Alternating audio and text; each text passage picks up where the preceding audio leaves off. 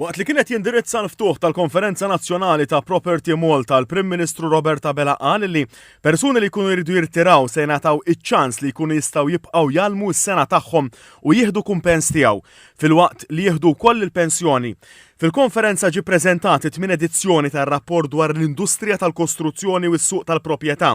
Il-Prim Ministru sostna kif dan ir-rapport jiffoka fuq 3 temi li jaqblu mal-prijoritajiet li qed imexxi l-Gvern. Jiġifieri kwalità fis-settur tal-kostruzzjoni, viżjoni strateġika u tnaqqis tal-iskareġġ fuq in-nies u l-effetti negattivi li jista' jġib miegħu l-iżvilupp.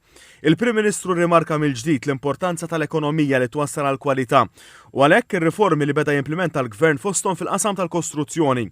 Qal li tkabbir ekonomiku għandu jkompli jasal mhux għal sempliċi tkabbir, iżda biex b'dak it-tkabbir titjieb il-kwalità tal-ħajja tan-nies. Tkellem dwar l-isnajja u l-miżura li permezz tagħha aktar persuni se jkunu jistgħu jikkontribwixxu biex jgħalmu l-isnajja lil ġenerazzjonijiet iżgħar filwaqt li jkunu kumpensati għalih. Żied jitkellem ukoll dwar kif il-Gvern jemmen li s-settur tal-bini għandu jkun katalista tal-bidla ambjentali u semma l-għajnuniet li l-Gvern qed jagħti f'dan ir-rigward. Fit-tmiem id-diskors tiegħu il-Prim Ministru rimarka li biex pajjiżna jwettaq b'suċċess il-qabża għall kwalità irridu industrija tal-bini differenti minn dik tal-lum b'ħiliet aktar avvanzati fost oħrajn.